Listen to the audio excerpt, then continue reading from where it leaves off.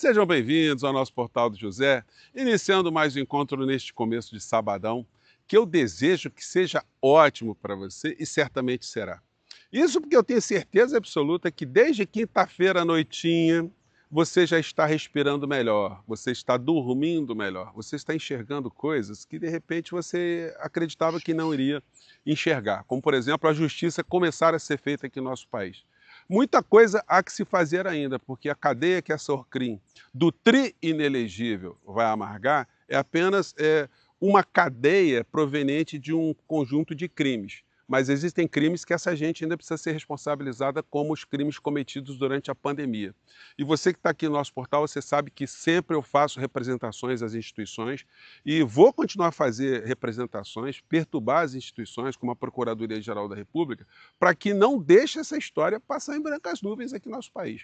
Aliás, o presidente Lula está indicando novamente, ó, reindicando, o Procurador-Geral da República, o senhor Paulo Gonet, para seguir à frente da PGR. E para essa continuidade é fundamental que ele assuma compromissos públicos de não deixar debaixo do tapete tudo aquilo que aconteceu contra mais de 700 mil famílias aqui no nosso país, né? Bom, eu vou conversar com vocês também, aqui no nosso encontro, sobre uma criatura que deu uma desaparecida. Alguém que se nutriu do Bolsonaro, do governo Bolsonaro, que dizia ser amigo de Bolsonaro, Bolsonaro dizia ser amigo dessa criatura também, mas terminado o governo, Bolsonaro cai em desgraça, a criatura desapareceu. De quem é que eu estou falando, você já deve estar imaginando, né? Essa é a vida de pessoas que acreditam em realidade paralela. Bom, vou conversar com vocês sobre o que está acontecendo, trazer essas informações muito importantes, mas antes de mais nada, é fundamental convidar você que chegou agora ao nosso portal e ainda não é inscrito, para que, em primeiro lugar, você se inscreva aqui conosco e conheça também os nossos outros vídeos. Se você gostar, compartilhe, dê sempre seu joinha, o seu comentário, e se puder, prestigie também nosso clube de membros e o nosso novo canal de cortes. Você aqui é muito bem-vindo e muito bem-vindo. E lembrando que dia 24 de setembro termina a votação do IBEST. Se você ainda não votou no nosso portal, vote. Você pode votar uma vez só, mas são duas categorias e obrigado por vocês estarem dando um apoio aqui para o nosso portal, porque isso dá mais visibilidade, mais prestígio, mais, enfim, mais expansão daquilo que a gente discute aqui no nosso portal, né?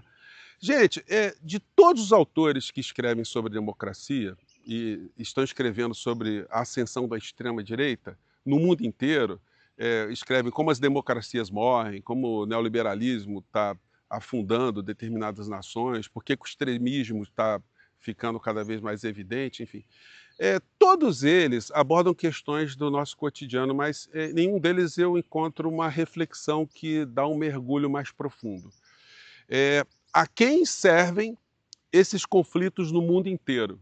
Porque isso não é geração espontânea não, isso não é como, até as brigas de torcida, quando acontecem, elas não têm uma geração espontânea, alguém motivou aquela briga ali. Você está assistindo um jogo de futebol, de repente alguém cai nas suas costas, te machuca, você reflexamente empurra a pessoa e cai em cima de outro e começa a briga, um dá um soco no outro, pronto, acabou. Generaliza a história toda, ninguém sabe como começou. E isso às vezes cria ódios, né, que vão se disseminando. E situações de ódios e de conflitos são disseminadas de forma consciente por estruturas de poder, justamente para que as pessoas que estão se digladiando não percebam outras coisas que estão acontecendo na superestrutura, ou lá embaixo, né? Você sabe que nas histórias de dominações de continentes, a estratégia sempre que foi adotada pelo poder cientificamente, né, pensado, economicamente organizado, militarmente organizado, eles sempre provocaram a cisânia entre nações, entre povos, entre tribos, porque enquanto há esse tipo de conflito, alguns interesses que estão servindo a esses grupos que estão no topo da cadeia econômica, eles continuam a acontecer. E aqui no Brasil, quanto mais a gente se digladia, ou em outras partes do mundo, nós não percebemos o quão nós estamos funcionando para que determinados grupos econômicos e financeiros e de rentismo continuem a acumular cada vez mais dinheiro. E cada vez mais as sociedades vão ficando estressadas. A gente vê o que está acontecendo nos Estados Unidos como um reflexo também de uma degradação social, um país que tem o país mais rico do mundo, mas não consegue oferecer uma saúde pública para o seu povo, não consegue oferecer uma educação para o seu povo. Então, é um país que canaliza grande parte dos seus recursos para indústria, para grupos industriais, para a indústria bélica milionária, enfim, para grupos empresariais, grupos de lobbies dentro do país e fora do país. E isso tudo chega até a gente aqui no Brasil, porque o Brasil também, nesse contexto econômico, ele também alimenta uma série de estruturas fora do nosso país e dentro do nosso país. Então, para essas coisas continuarem, são necessárias que algumas distrações aconteçam, e aí entra a extrema-direita aqui no Brasil. Porque a extrema-direita no Brasil, ela tem um papel funcional. Essas pessoas que você conhece da extrema-direita e que contaminam pessoas como parentes seus, amigos, né? Os Nicolas Ferreiras, os Bolsonaros, os Malafaias, os Tarcísios e por aí vai. Todos eles exercem um papel funcional. Porque, olha que coisa incrível, eles não querem, eles não têm nenhum projeto de nação, eles não têm nenhum projeto de absolutamente nada. O projeto deles é justamente criar esse conflito conosco, com os humanistas, os progressistas, as pessoas de esquerda, os que são simpatizantes do socialismo, do comunismo, enfim, de qualquer outra visão de mundo que seja uma visão que consiga questionar, ou que questione essas diferenças e as desigualdades sociais. Então, quanto mais a gente ficar se digladiando com essas criaturas, mais o status quo fica mantido. Nos Estados Unidos, essa cisânia que está acontecendo lá, a sociedade em corrosão absoluta, enquanto isso acontece, os grupos que sempre ganharam muito dinheiro continuam a ganhar muito dinheiro lá. E no Brasil também. Durante o governo Bolsonaro, os grupos capitaneados aí pelo Paulo Guedes foram os grupos que mais ganharam dinheiro. E o Paulo Guedes abriu muitas fronteiras para ficar mais milionário ainda, né? E aí eu chego nessa figura. Gente, o Bolsonaro, depois que terminou o governo, ele já foi internado 5 vezes. Você viu o Paulo Guedes ir visitar o Bolsonaro algumas dessas vezes? O Bolsonaro tem prisão domiciliar. Você viu algum pedido do Paulo Guedes para visitar o Bolsonaro? Evidentemente que não, porque isso mostra que eles nunca tiveram nenhum vínculo de amizade. O Bolsonaro, como uma espécie de mochila do capeta, ficou atrelado ali nas costas do Lúcifer presidencial, né? Então, ficaram nessa simbiose. O Bolsonaro deu para o Paulo Guedes o ministério mais importante, com liberdade total para ele fazer o que ele quisesse, porque o Bolsonaro já se apresentava como um ignorante total, uma topeira total, e aí ele terceirizou para os grupos todos que se locupletaram durante o governo Bolsonaro. Eles nunca foram amigos. Bolsonaro jamais convidaria o Guedes para uma pescaria, o Guedes jamais convidaria o Bolsonaro para qualquer reunião com gente civilizada. E agora que ele está em desgraça, ele está sendo descartado como são descartadas todas essas figuras no mundo. Gente, os bolsonaros, eles acham que são amigos do Trump, que o Trump gosta deles. Não, gente.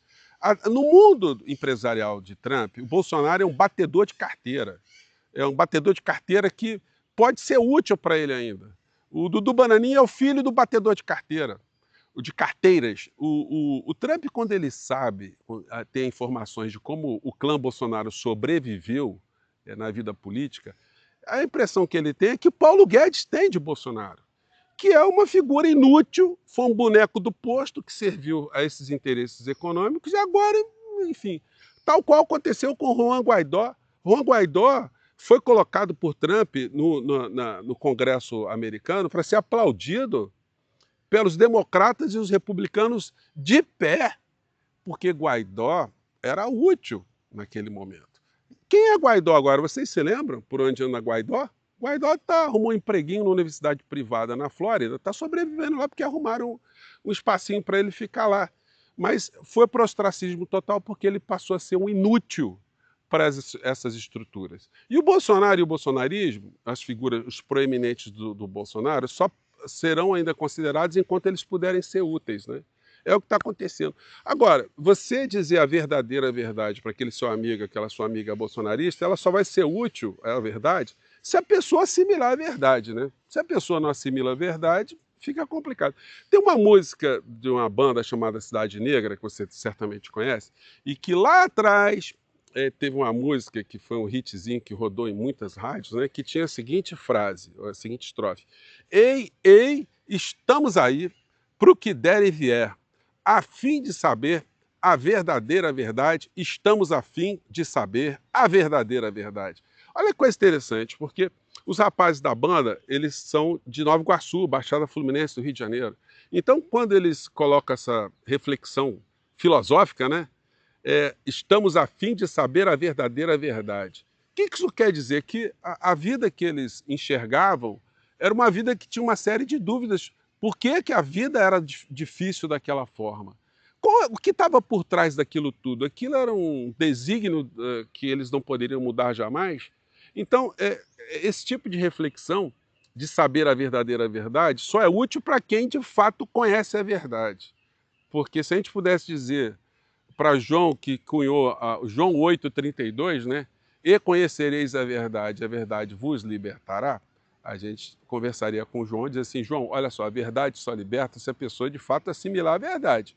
Porque se a verdade não é assimilada, ela entra para um ouvido e sai para o outro. Você dizer para essas pessoas que elas estão agarradas com esses falsários todos, que elas desempenham um papel funcional e que elas acabam sendo distraídas para não prestarem atenção nos seus reais problemas, se essa pessoa não acredita nisso, ela continua a acreditar que o problema é o comunismo, é o socialismo, é o humanismo, aí fica complicado, né? Mas a gente tenta explicar para essas pessoas que mesmo a figura como o Bolsonaro, os filhotes do Bolsonaro, eles podem não ter reflexão crítica, que eles são funcionais. Ele se nutre do seu próprio ódio, ele acredita nas suas próprias insanidades, ele pratica as insanidades, ele governou dentro dessas insanidades, mas essas insanidades sempre foram muito úteis. Por isso que eu sempre disse para vocês que o grande poder econômico, atrelado às grandes redes de televisão, de comunicação aqui no Brasil, elas suportaram, inclusive, que se ceifassem aqui mais de 700 mil vidas aqui no Brasil, porque a estrutura do poder econômico do Brasil fora nosso país estava nas mãos do Paulo Guedes. Se Bolsonaro saísse, ele ia levar sua mochila do capeta junto, né? E aí poderia ter algum solavanco nas entregas que o nosso país estava sendo vítima. Autonomia de Banco Central, fatiamento da Petrobras, privatizações, entrega da Eletrobras, privatização das águas, do sistema de esgoto, de coleta de esgoto, enfim. Tudo aquilo que aconteceu no Brasil nesse período. Eles foram funcionais. E agora, eu pergunto a você, Paulo Guedes tem pedido para visitar o Bolsonaro? Não. Ele sumiu e ele que nesse processo todo de golpe, ele que esteve em várias reuniões, ele sequer foi citado. Ninguém nem lembra que ele esteve também envolvido com essa gente toda. Ele participava dessas reuniões. Só que, muito habilmente, como um gangster, ele simplesmente olhava os trouxas se afundando e permanecia nas sombras fazendo os negócios para grandes grupos econômicos. Se a gente pudesse ter dado algum conselho para essas criaturas, nós até tentamos, né? Os helenos, os mais próximos, os ramagens, enfim, os Paulo Sérgios, os Braga Neto, a gente dizia, olha, vocês vão colar com esse vagabundo, com esse criminoso, com esse alienado, com esse odioso, vocês vão se dar mal. Só que eles também tinham mal dentro de si, né? Vivendo uma realidade paralela, eles achavam que poderiam ter algum tipo de proveito ficando ao lado desse crápula, dessa figura abjeta, né? Então, com essas homenagens aqui dos nossos bichinhos aqui, vou encerrando o nosso papo de agora, né? Porque agora nós vamos ter mais espaço, gente, para fazer essas reflexões. Depois que essa gente está indo para o lixo da história, agora a gente vai começar a refletir mais sobre essas criaturas, aqui no Brasil, fora do nosso país. Os Mileis, os Trumps, os extremistas de lá, os extremistas daqui, todos eles dizem que são contra o sistema, que são contra o status quo, o establishment, o poder, e aí as pessoas acreditam nesses falsários, e justamente com esse tipo de discurso, quem se dá bem são os grupos que lucram com esses conflitos todos, né? Mas agora a gente vai poder falar mais com as pessoas sobre isso, né? Bom, esse foi o nosso papo de agora, espero que tenha sido legal para você perceber que agora filas vão andar em outra direção e mais tarde a gente volta aqui no nosso portal, tá legal? Tenha um ótimo dia, um ótimo final de semana. Segunda-feira, 10 horas da manhã, vou fazer uma live especial com Pedro Rousseff, sobrinho da ex-presidenta Dilma e vereador muito interessante lá em BH, tá bom? Um grande abraço, tchau!